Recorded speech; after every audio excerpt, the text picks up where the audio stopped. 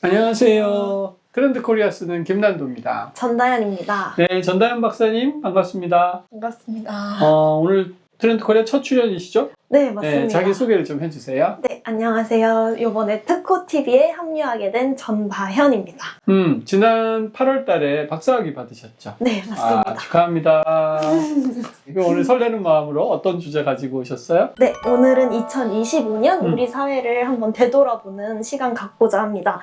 그 중에서도 무경계 소비자에 대해서 다루고자 합니다. 무경계 소비자, 소비자들의 경계가 없어진다 이런 뜻인가요? 네, 맞습니다. 구체적으로 말하면 어떤 경계가 없어지는 거예요? 다양한 경계가 있겠지만 특히나 나이, 성별, 국적의 경계가 많이 흐려지는 모습을 보였습니다. 흐려지고 있다. 네, 예전에는 사회가 정해둔 나이다움이 있었다면 최근에는 그 나이다움이 없어지는 것 같습니다. 그러네요. 우리 때 너 나이값 좀 해라 이런 얘기 많이 했거든요. 근데 요새 나이값 안 하는 분들 되게 많아졌어요. 그죠? 네, 맞습니다.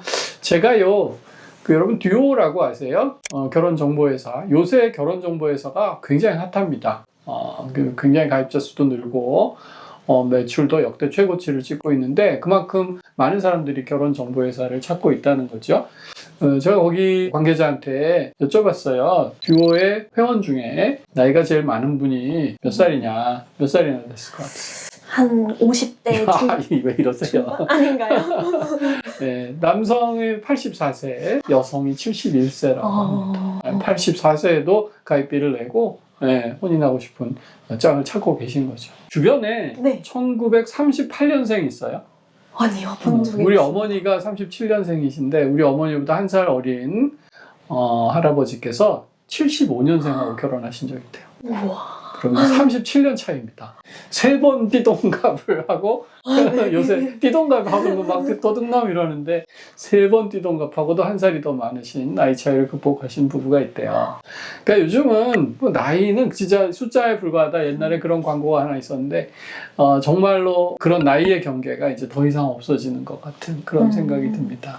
네, 최근 베이비 부머 세대들도 은퇴를 하고 있는데요. 맞아요. 이 중에 90%가 은퇴 이후에도 일을 할 의향이 있다고 응답을 했다고 합니다. 그럼요. 요새 건강하니까요. 그런 거를 조금 어려운 말로 HLY, Healthy Life Years라고 말하는데 그냥 오래 사는 게 중요한 게 아니라 건강하게 산다는 것입니다. 건강한데 그냥 화초만 가꾸고 여행만 다니기에는 너무 아깝죠. 그래서 자기 제2의 인생을 기획해보겠다 이런 분들 굉장히 많고요. 새롭게 자격증을 따고 완전히 새로운 분야에 도전하는 분들도 굉장히 많아졌다. 이게 나이가 무색한 거죠. 최근에 젊은 세대의 행보도 굉장히 주목할 만한데요. 네네. 20대 교수, 청년 농부 이렇게 우리가 기성세대가 할 것이라고 생각했던 직업들을 젊은 세대들이 하고 있습니다. 맞습니다.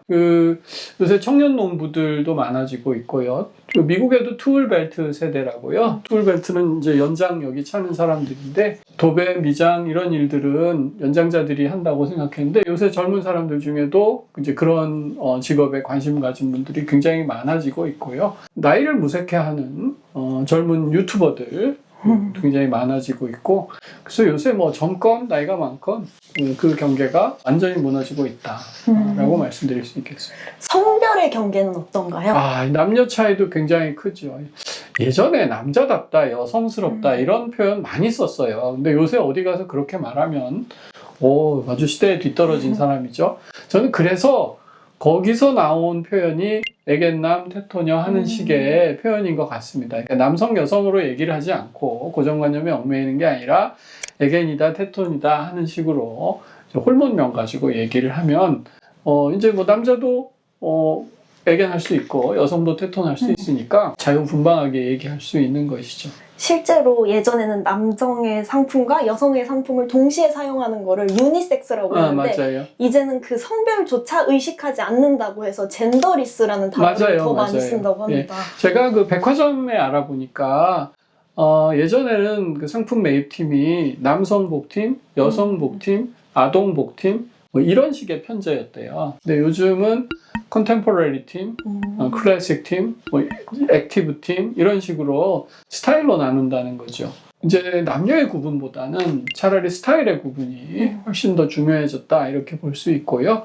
그 젊은 사람들 많이 가는 더현대서울 백화점 가보시면 보통 2층은 전부 여성복이고요. 3층은 전부 남성복이고 이제 그런 식의 구성을 갖고 있는데 거기는 그렇지 않습니다. 2층에도 남성복 코너가 있고요. 3층에도 여성복 코너가 있고 LF 패션의 던스튼가 하는 브랜드는 남녀 라인이 따로 없어요. 작년에 마마라는 콘서트 있죠.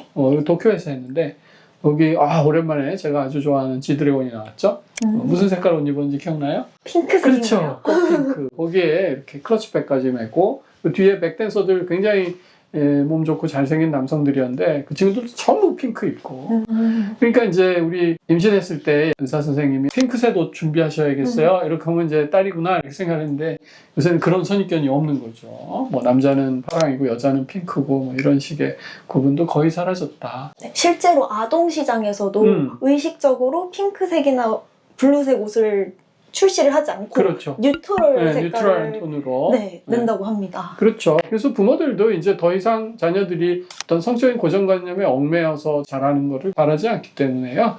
그런 현상이 벌어지고 있는 것 같고 이상형도 좀 요새 추구미라는 말을 많이 쓰던데 헬스클럽에 신입 회원 들어오는 분들 보면 여성이 훨씬 많아요. 근데 이제 재밌는 게 옛날에는 여성은 요가나 필라테스 하고 남자는 헬스에서 근육을 만들고 이런 거였는데 아닙니다. 요새 여성분들이 그 중량 운동해서 득근하겠다고 근육 만들겠다고 운동 많이 하는데 이건 사실 좀 놀랍죠. 예전에 저희 때 여학생들은 보호 본능을 불러일으킨다고 그럴까? 그래서 막 근육 생기거나 보이면 아주 끔찍하게 생각했었는데 뭐 그런 고정관념도 완전히 없어졌고 반대로 필라테스나 요가 쪽에 남성들도 아주 많아지고 있습니다. 그러니까 이제 그런 남녀 구분도 완전히 역전됐다 이렇게 볼 수 있겠습니다. 국경의 경계는 어떤가요? 국경의 경계는 완전히 허물어지고 있죠. 지금 이걸 찍는 이 순간도 가장 화두는 K-POP 데몬 헌터스입니다. 왜냐하면 넷플릭스 역대 모든 부문을 합쳐서 1위를 차지했습니다. 대단하죠? 네. 더 놀라운 건 2위가 누구였게요?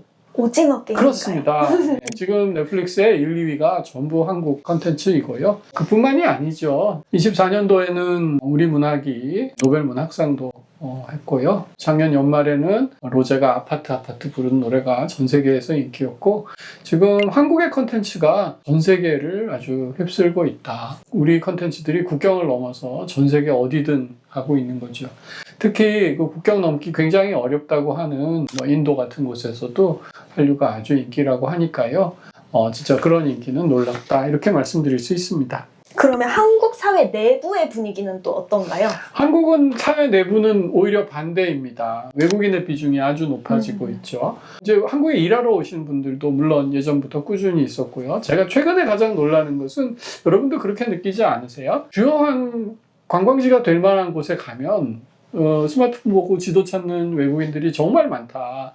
뭐 명동같이 원래 외국인 많았던 곳뿐만이 아니라 요즘은 뭐 강북의 시내라든지 유명한 쇼핑몰이라든지 이런 데 가면 아주 외국인들이 많아졌습니다. 그래서 한국 안에는 또 오히려 외국분들이 아주 많아지는 그래서 이제 K라는 현상을 그렇다 아니다의 이분법이 아니라 우리 이제 그라데이션이란 말 있잖아요. 머리나 손톱 할 때 이렇게 색깔을 연속적으로 주는데 그렇게 좀 연속적인 그런 개념으로 K를 정의해야겠다. 트렌드 코리아에서 그라데이션 K라는 키워드를 선보이기도 하고 그랬죠. 말씀 주신 것처럼 현대 사회에서는 성별이나 나이, 국적의 경계가 더 이상 없어지는 것 같습니다. 네네네. 이러한 시대에 기업들은 어떻게 대응을 해야 될까요? 예, 일단은 저는 요새 고령화도 심해지고 좋은 인재가 많이 사라지고 있다고 하는데 조금 더 포용적인 태도로 우수한 인재를 뭐 한국 외국 가리지 말고 많이 유치해 와야 되겠다 그런 생각이 듭니다. 지금 우리가 이제 외국인 인재를 데려온다고 하면 사실은 조금 저임금에 단순 노동하는 분들 생각을 많이 하게 되는데요. 그렇지 않습니다. 이런 인공지능 시대에 사실 미국에서도 핵심 인재 한 명 데려가려고 뭐 회사를 천문학적인 금액으로 산다거나 하는 일들 많이 생기잖아요. 그래서 우수한 인재들이 한국에서 조금 더 발전에 기여할 수 있도록 포용성을 높여줄 것이고요. 두 번째는 이제 시장 관점에서 본다면 과거에는 내수용 아니면 수출용 그럼요. 또 특히 내수에서 만든 제품을 그대로 수출한다. 외국 사람도 좋아하면 신기하네. 이제 이런 정도였다면 아주 세분화된 시장을 좀 만들 필요가 있다. 예를 들면 이슬람 계통 여성들은요, 자기 머리카락을 다른 사람한테 보이는 걸 굉장히 꺼려한대요. 그러니까 미장원 같은 데서 우리 통유리로 된대. 그래서 한국에 뷰티 체험하러 왔는데 커트를 이렇게 남들 보이는 데서 하면 창피한 거죠. 그러니까 이슬람 믿는 분들 위한 따로 룸을 마련해 드린다든지, 또 티르티르라는 K-뷰티 화장품 브랜드는 흑인 전용 파운데이션을 출시해서 아주 관심 있었는데 재미있죠. 우리가 사실 국내 흑인 소비자 많지 않지만 전 세계를 노리려면 노려야 하는 것입니다. 이미 식품업계에서는 뭐 할랄 푸드라든지 하는 것들이 굉장히 인증을 많이 받고 있고요. 그래서 그동안 우리가 생각지 못했던 새로운 시장을 이렇게 차츰차츰 개척해 나가는 것이 필요하겠다라는 생각입니다. 2025년은 정말 많은 도전이 있었는데요. 어려운 한 해였죠. 네, 이럴 때 신시장이 새로 또 만들어지고 있었다고 말씀을 주셨습니다. 그래서 이 퍼펙트 스톰과 같았던 어려운 한 해를 먼저 짚고 넘어가 보도록 하겠습니다. 맞아요. 제가 트렌드 코리아를 18년 썼습니다. 그래서 매번 경제 상황을 체크했고요. 또 서문을 썼고 키워드를 만들었는데 과장이 아니라 정말로 그렇습니다. 2024 하반기부터 2025년까지처럼 사회가 혼란스럽고 경제가 좋지 않은 적이 없었다. 정말 너무너무 힘든 한 해였다. 일단 경기가 아주 급속도로 침체했죠. 소비 심리가 완전히 위축됐고요. 일련의 정치적인 사태도 아주 격변이 있었고 산불이라든지 항공사고라든지 아주 커다란 사고도 있어서 소비 심리가 위축될 대로 된 그런 시기였다. 그래서 이런 시기에 그렇다고 가만히 앉아 있을 수는 없잖아요. 또 새로운 시장을 창출해 나가야 되는데 그 노력들이 그 어느 해보다도 훨씬 더 돋보이고 힘겨웠던 그런 한 해였다고 할 수 있습니다. 특히 이제 이번에 저희가 트렌드 코리아에서 제시했던 두 가지 키워드, 첫 번째는 공진화 전략, 그리고 두 번째는 페이스테크, 이 두 가지를 가지고 한번 얘기해 보면 좋을 것 같습니다. 네, 교수님께서 이러한 위기 속에서 기업들이 새로운 불씨를 필 수 있는 전략 중 하나가 공진화 전략이라고 말씀을 해주셨는데, 이 공진화 전략이란 게 어떤 것이며 또 어떻게 좀 2025년에 기업들이 사용했는지 알려주실 수 있을까요? 공진화의 진화는 아시다시피 우리 모든 생물은 진화하는 존재죠. 근데 생물들이 혼자 알아서 따로따로 진화하지 않습니다. 다 같이 생태 계를 이루면서 함께 진화해 나가거든요. 그 다윈이 마다가스카르 섬에 갔는데 아주 꽃배가 긴 식물을 봤대요. 그러면서 그 말을 한 거죠. 여기에는 분명히 부리가 아주 긴 벌이나 나비가 있을 것이다. 이렇게 예측을 했는데 나중에 박학시 나방이라고 나방이 아주 긴 부리를 가진 친구가 이 꽃을 수분해 주더라는 거예요. 근데 만약에 그런 나방이 없었다면 그 꽃은 멸종했겠죠. 그러니까 생태계는 다 같이 진화합니다. 근데 우리 비즈니스 생태계에서는 그동안 이렇게 함께 진화한다는 공진화나 협력보다는 경쟁의 키워드가 더 강했어요. 그래서 누가 경쟁해서 이기느냐. 그래서 이제 과거의 비즈니스 금원들 보면 다 경쟁해서 차별화해야 된다. 뭐 이런 종류의 얘기들을 많이 하셨는데 금년에는 기술 환경이 아주 급변을 합니다. 또 AI라든지 또 새로운 기술과 시장 환경이 급변을 할 때는 혼자서 이걸 대응해내기가 너무너무 어렵거든요. 그렇기 때문에 이거는 같이 손을 잡고 대응해 나가야 된다. 그래서 자연계에서 있었던 그 함께 진화하는 공진화 개념을 배우자. 네. 그런 취지에서 우리가 공진화 전략이라는 키워드를 만들었던 거죠. 글로벌 회사들에서 한 예시도 있나요? 그럼요. 현대자동차가 GM, 도요타, 그 세계 굴지의 경쟁자들하고 손을 잡았어요. 이건 이제 한 자동차 회사가 혼자 해결하기 정말 어려운 문제들이 많이 나타났기 때문입니다. 예를 들면 자율주행 같은 경우는 사실 이게 쉬워 보여도 굉장히 어려운 문제거든요. 이게 기술적으로도 어렵고 세계 각국의 교통 상황이나 현지의 규제가 다 다릅니다.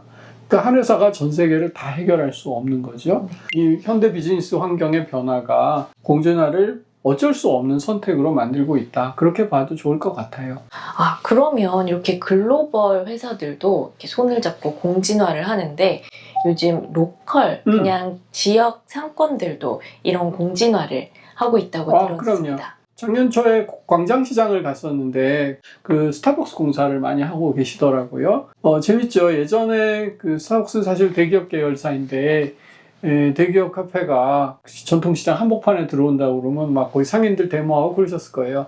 근데 그렇지 않죠. 경동시장에 스타벅스가 있습니다. 네. 그래서 대기업과 중소기업들, 전통시장이 같이 힘을 합쳐서 이렇게 함께 진화할 수 있는 그런 모델도 있고요. 일본에 후셀 마을이라고 있대요. 여기는 아주 옛날 전통을 잘 간직한 마을인데 관광산업이 발달하려면 반드시 호텔이 필요하죠. 근데 호텔을 크게 하나 지은 게 아니고 그냥 마을 전체가 호텔 개념이 되게.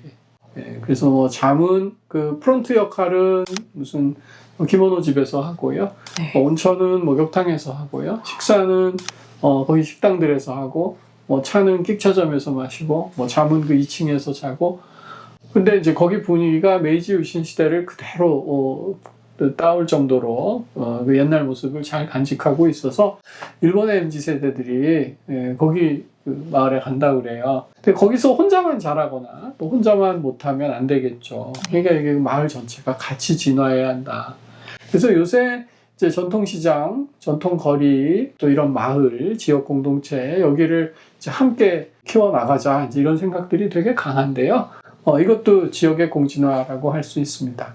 대전 하면 뭐가 떠오르죠? 노잼 도시. 노잼 도시. 네. 대전 사람들 그 표 있어요. 손님 놀러 오면 어디로 보낸다? 성심당 보낸다. 이런 게 있거든요. 대전에 사실 재미 되게 없지만 성심당 빵집이 있었는데 대전시가 그런 거 되게 잘했습니다. 우리 재밌어요라고 얘기한 게 아니라 재미없는 거 인정하겠는데 빵은 되게 맛있어요. 성심당만 맛있는 거 아니에요. 이렇게 얘기를 하고 대전에 있는 작은 빵집들을 네트워크를 잘 엮여서 빵지순례라고 그러더라고요. 대전의 유명한 빵집들 쭉 돌아보게 함으로써 그 재미없다는 도시가 요새 젊은 그 빵 좋아하는 사람들로 아주 가득 차는 그런 모습들을 보입니다. 이게 이제 대전 빵집들이 서로 경쟁하는 것이 아니라 서로 시너지를 도모하는 공진화로서 하나의 관광객 유치에 성공한 그런 사례라고 볼 수 있죠. 하나의 생태계를 그렇죠. 아예 만들어. 생태계가 되게 중요한데 그 점에서는 아주 생태계 조성을 잘한 사례라고 저는 생각해요. 그러면 이종산업 간에서도 이런 공진화가 일어나나요? 그럼요. 하나의 주제를 놓고 여러 회사들이 힘을 합칠 수 있습니다. 제가 신한카드 갔더니 거기 사장님이 신시내라고 아세요? 그러시더라고요. 그래서 신시내는 뮤지컬 만드는 회사 이름인가? 그랬는데 그게 아니고요. 신한카드하고 CU하고 네이버페이 이 세 회사가 힘을 합쳐서 신시내라고 했다는 겁니다. 네이버페이 입장에서는 온라인 구매 같은 거 할 때 네이버페이는 많이 쓰지만 이렇게 편의점이나 이런 곳에서는 잘 쓰지 않잖아요. 그러니까 이제 CU에서 쓸 수 있게 하고 그 인프라는 신한카드가 제공하고 이런 삼각의 협력을 통해서 이제 새로운 페이에 대한 대응력을 높일 수도 있고요. GS 리테일이요.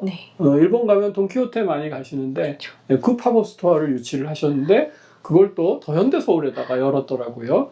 셋 다 법인이 다 다르거든요.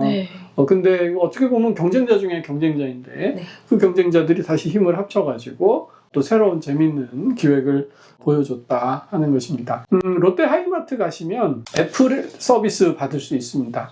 애플이 사실은 좋아하는 분들 많긴 하지만 그 서비스가 별로 좋지 않아서 악명이 좀 높았는데요. 하이마트에서 사지 않았더라도 애플 제품은 다 AS 해드리겠다.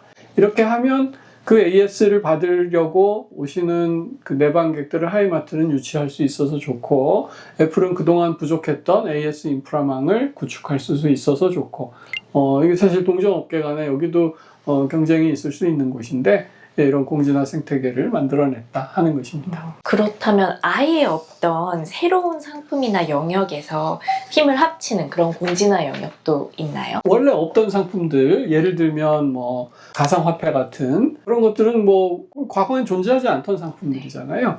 이제 그런 것들이 존재하는데 사람들의 인식을 높이기 위해서 가상자산 거래소하고 오프라인 업체들이 같이 힘을 합친다든지 요새 이제 핀테크라고 해서 이제 새로운 테크놀로지들이 금융에 막 적용이 되는데 전통 금융사들이 그쪽이 좀 약하죠. 그러니까 오히려 전통사와 신흥업체들이 같이 힘을 합치는 그런 경우가 많이 있습니다. 예를 들면 신한카드 PLCC라고 이제 특정 업을 쓸 수 있는 그런 카드가 있는데, 신한카드는 여러 가지 PLCC를 카카오뱅크 앱에서 해결할 수 있도록, 이거 어떻게 생각하면 왜 경쟁사 앱을 이용하게 하지? 조금 어리둥절해지는데요. 사실 신한카드는 신한은행이 있거든요. 근데도 이런 새로운 서비스에서 새로운 파트너를 구하는 걸 보면 이 업들의 그 합종 연횡이라고 할까요? 공진화가 대단히 탁월해 보인다 하는 것입니다. 그럼 공진화 전략 외에 기술을 활용해 새로운 시장을 만든 사례도 있었다고 하는데요. 바로 페이스테크라고 맞습니다. 합니다. 페이스테크는 어떤 기술인가요? 저희가 그 2025년에 제일 사람들의 어떤 소비 패턴을 많이 바꿔줄 걸로 예상한 기술이 페이스테크인데요. 말 그대로 우리 얼굴을 인식해서 또는 얼굴을 활용해서 새로운 서비스를 창출해내는 것을 저희가 총괄해서 페이스테크라고 이름을 붙였습니다. 인천공항 가실 때 거기 스마트패스라고 티켓팅하고 스마트패스에 가입을 해 있으면 사실 그 보안 검색대까지 들어가는 줄이 굉장히 길거든요. 본인 확인하고 티켓 확인하고 하는데 그 스마트패스 라인을 이용하면 줄을 서지 않아도 됩니다. 특히 휴가철에 연휴 때 사람 많을 때 굉장히 편안하죠. 최근에는 뭐 동편 무슨 출입구인가 한 거 전체를 스마트패스로 인천공항은 지정을 하셨다 그래요. 이게 이제 가장 전형적인 페이스테크의 영역이고요. 최근에 각 금융사들, 결제사들이 카드를 갖고 다니지 않아도 또는 폰을 갖고 오지 않아도 얼굴만으로 결제를 할 수 있게 하는 그런 기술들을 계속 선보이고 있습니다. 이제 이런 것들이 없던 결제 시장의 새로운 촉진제가 될 수 있는 것이죠. 그렇다면 이런 얼굴로 모든 걸 인증할 수 있는 시대에 결국 가짜 인증 이런 것도 우려가 될 수 있을 것 같은데 이런 부분들은 어떻게 대처가 되고 있나요? 근데 저는 그렇게 생각해요. 물론 그 가짜 인증이 되게 걱정되긴 하지만 우리 예전에 도장이나 종이나 이런 걸로 결제하고 할 때에도 뭐 위조 서류도 나왔고요. 뭐 가짜의 문제는 늘 있었습니다. 근데 최근에 보면 우리 생체 정보만큼이나 가짜가 없는 것도 사실은 드물다. 요새 그 안면 인식으로 문 열리고 하는 시스템들 많이 있는데요. 거기 관계자들 얘기 들어보면 크게 성형수술 하지 않는 한 거의 뭐 가짜가 나올 확률 없이 거의 99.99% 가려낼 수 있다. 그런 말씀 하시더라고요. 네, 그러면 마지막으로 공진화 전략과 페이스테크 이 두 가지를 가지고 신시장에 대해 전망이 어떨 것 같은지 말씀해 주실 수 있나요? 자, 이 두 가지는 지금 말씀드렸듯이 2026년, 27년까지도 계속 전개될 키워드입니다. 저희가 2018년도에 언택트라는 키워드 발표한 적이 있거든요. 근데 그게 그냥 1년에만 끝난 것이 아니고 오히려 지금 이 순간 거의 모든 곳에서 언택트 거래가 이루어지고 있죠. 페이스테크와 공진화 전략도 마찬가지입니다. 왜냐하면 세상은 더 편리함을 추구하고 더 복잡하고 어렵고 투자를 요구하는 방향으로 진화되고 있거든요. 그래서 앞으로 뭐 이 키워드 25년에서 끝나는 것이 아니고 6년, 7년에도 계속 신경 써야 되는 그런 키워드라고 말씀드릴 수 있겠습니다. 네, 2025년에 소비자들이 일상에서 의미를 조금 새롭게 찾는 트렌드가 있다고 들었습니다. 네네네. 특히 아보하, 아주 보통의 하루라는 이름이 정말 유행이었는데 이 트렌드가 어떻게 만들어진 거죠? 일단 저희가 포착한 것은 우리 소비자들이 미래보다 현재, 큰 거보다 작은 거에 관심을 갖게 되는 하루의 일상을 소소하게 아주 중시하는 소비자들이 늘었다. 이런 트렌드는 포착을 했고요. 여기다 이름을 어떻게 줄까? 굉장히 많이 고민했습니다. 무슨 일본말까지도 생각해보고 여러 가지 대안을 고민하다가 서울대 행복연구하시는 심리학과의 최인철 교수님께서 아주 보통의 행복이라는 책을 쓰신 적이 있어요. 그래서 이제 거기서 좀 힌트를 얻어가지고요. 아주 보통의 하루라고 이름을 짓고 우리 최인철 교수님한테 허락도 받고 근데 아보하가 받침이 없고요. 전부 양성 모음이에요. 그래서 이렇게 발음하기도 굉장히 예쁘고 좋다. 그래서 아보하로 결정을 했습니다. 이름이 정말 예쁜데요. 말이 뜻하는 바처럼 사람들이 그럼 어떤 일상을 채워나간 걸까요? 아보하는 이제 구체적으로 세 가지 모습을 저희 얘기하고 싶었는데요. 첫 번째로는 일상 속에서 작은 행운을 추구한다. 이게 큰 행복이 아니라 그냥 소소한 행운이 있었으면 좋겠다 하는 것이고요. 두 번째는 취미가 되게 소소하다. 그리고 남한테 막 과시하는 게 아니라 자기지향적이다. 이런 것이 두 번째 이야기고요. 세 번째로는 또 원대한 포부를 향해서 저벅저벅 나아가시는 것이 아니라 아주 작게 조금씩 성장해 나가는 자기 모습을 추구한다 하는 것이 세 가지 모습이 아보아의 모습이라고 할 수 있어요. 그럼 사람들은 요즘 굉장히 치밀하게 계획한 행복보다는 그렇게 작고 소소하게 이런 행복을 추구하면서 행운이라던가 운에 대해서 운세에 관심이 많죠. 관심이 많아졌는데 이런 건 또 어떤 트렌드가 있었나요? 그게 좀 이상한 게요. 예전에는 나이 많이 드신 분들이 점 보러 다니고 뭐 사주팔자 따지고 운을 관심이 많고, 근데 요새 젊은 분들은 보면 은근히 이런 점술에 관심이 굉장히 많더라고요. 챗GPT한테 뭐 사주팔자 이런 거 물어본다는 사람도 많고, 제가 이제 홍대 앞에 그 젊은 사람들 또 외국인들 굉장히 많이 가는 액세서리들 많이 팔고 그런 거리들 보면 중간중간에 사주 보는 집, 타로점 치는 집, 또 이런 점집들이 굉장히 많이 있고요. 기념품들도 보면 요새 뭐 명태 액마기 선물 같은 거 많이 하시더라고요. 그렇기도 하고, 스타벅스에서도 했었고, 많은 그 음식점에서 네잎클로버 캠페인. 네잎클로버도 굉장히 오래된 트렌드거든요. 뭐 트렌드랄 것도 없고, 뭐 행운의 상징이다 이랬었는데, 요새 네잎클로버 마케팅도 많이 하고, 무속에 대한 관심도 많이 늘었죠. 요새 무당이 되게 힙해요. 맞아요. 특히 캐대언에 보면 그 네. 헌트릭스가 무당 출신인 거 설정이 나오잖아요. 그런데 사실은 캐대언 이전부터 무속에 관한 관심은 꾸준히 일어나고 있었습니다. 그래서 행운, 점에 대한 이런 무속에 대한 관심들이 크게 늘었다 하는 게 아보아의 첫 번째 단면이라고 할 수 있겠어요. 네, 이렇게 행운을 사람들이 정말 많이 찾게 됐는데 왜 그런 걸까요? 이유를 찾아보면 좀 씁쓸합니다. 이게 이제 노력으로 해결되지 않는다. 근데 아무리 노력해도 뭐 사실 집 살 수 없잖아요. 또 아무리 노력해도 뭐 취업의 기회가 아예 주어지지 않는데, 그런 이제 좌절 속에서 사람이 미래에 대한 희망이 잘 보이지 않으면 현재에 더 관심이 많아지는 법입니다. 그래서 어떤 큰 원대한 계획보다는 차라리 작은 행운을 바라는 경우가 늘어나고 있다. 그러다 보니까 운이나 무속에 대한 관심이 굉장히 커졌고요. 저는 타로점이나 뭐 사주 이런 것들이 정말 믿어서 그걸 볼까? 그런 생각을 해요. 어쩌면 믿고 안 믿고를 떠나서 지금 내가 가지고 있는 현재 불안, 이런 거 쉽게 남에게 털어놓기 어렵습니다. 오히려 친한 사람한테 자기 뭐 불안 친구한테 얘기하기가 좀 껄끄러울 때가 있는데요. 그럴 때 차라리 타로점 치는 분한테 가가지고 진로 고민이라든지 남자친구, 여자친구에 대한 고민이라든지 이런 얘기를 하다 보면 뭐 꼭 그 사람이 답을 주진 않더라도 뭔가 그냥 마음이 좀 후련해지고 속 시원해지는 경향이 있죠. 그래서 그런 어떤 치유적인 의미도 좀 있는 것 같다. 그런 생각이 듭니다. 이렇게 치유를 하고 또 이러다 보면 또 이제 즐기는 것도 네네. 놓칠 수 없는데 요소한 취미는 어떤 변화가 있었을까요? 이번에 10대 트렌드 상품에서도 나왔었는데요. 러닝 같은 게 굉장히 힙한 요새 트렌드를 타고 있죠. 러닝은 테니스나 골프처럼 남한테 막 과시하는 취미는 아닙니다. 자기가 이렇게 필요할 때 나가서 언제든 즐길 수 있는 취미이기도 하고요. 제가 지하철을 타고 가다가 뜨개질 하는 분을 뵀어요. 젊은 분인데 뜨개질 하시더라고요. 뜨개질은 옛날에 이제 할머니들이나 하는 아주 따분한 취미라고 생각을 했는데, 아주 요새 뜨개질 힙합니다. CGV 극장에서는 뜨개질 하면서 영화 보는 프로그램도 만드셨는데 만석이 됐다고 하고요. 또 하나 굉장히 재밌는 취미가 필사죠. 네. 요새 필사하는 분들 굉장히 많고 옮겨 적는 거 많은데, 필사는 재밌습니다. 예전엔 캘리그래프라고 했거든요. 네. 멋지게 써서 인스타에 찍어서 올리는 게, 남한테 자랑하는 게 굉장히 중요한데, 필사를 뭐 글쎄요, 자랑하려고 하진 않잖아요.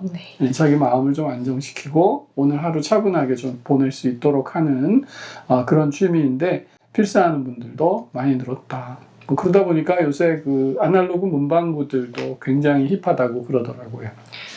확실히 과시보다는 좀 지속 가능하고 일상에 스며드는 그런 취미들이 트렌드가 된 것 같습니다.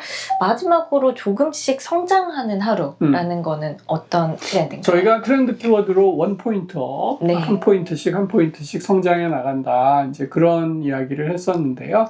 과거에는 좀 꿈이 원대했습니다.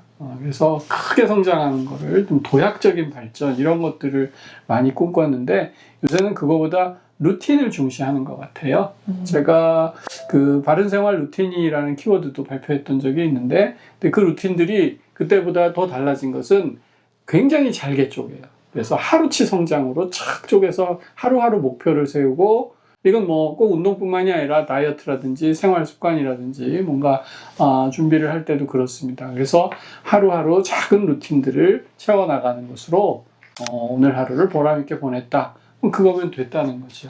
이렇게 나다움을 지켜나가면서 그러면서 꾸준히 성장하는 게 중요해졌는데 이렇게 일상에 의미를 더하기의 흐름은 앞으로 어떻게 진화할 것으로 보이십니까? 지금 답을 살짝 말씀하셨는데 나다움을 지킨다는 게 굉장히 중요해진 것 같아요. 드라마 같은데 보면 친구가 이건 너답지 않아. 이건 뭐 나다운 건 뭔데? 뭐 이렇게 그러는 장면들 많이 나오는데 이런 클리셰가 있는 것들은 저는 그렇게 생각해요. 이게 나답다는 것에 대한 고민들이 사람들이 굉장히 커졌다. 현대는 뭐 어떤 롤모델처럼 살라는 시대가 아니고 너답게 살라고 자꾸 얘기하는 시대인데 그럼 진짜 당연히 고민이 되죠. 나답게 산다는 것은 뭐지? 나다운 모습을 찾기 위해서 우리가 어떤 커다란 옛날에는 막 위인전 읽고 그랬거든요. 근데 위인이 되겠다는 것보다는 그냥 오늘 하루하루에 충실하고 또 정말 나다운 나를 발견해 나가고 그걸 위해서 조금씩 루틴을 만들어가는 그런 사람이 되겠다는 생각들이 훨씬 더 강해지는 것 같습니다. 그래서 이 키워드를 주목해서 비즈니스를 하시거나 정책을 만드시는 분들은 사람들의 자신다운 하루하루의 일상에 주목하자라고 정리할 수 있겠습니다. 네, 나답게 살기 굉장히 중요한 키워드 같네요. 오늘 구독자분들께 많은 도움 되었으면 좋겠습니다. 감사합니다. 네, 고맙습니다.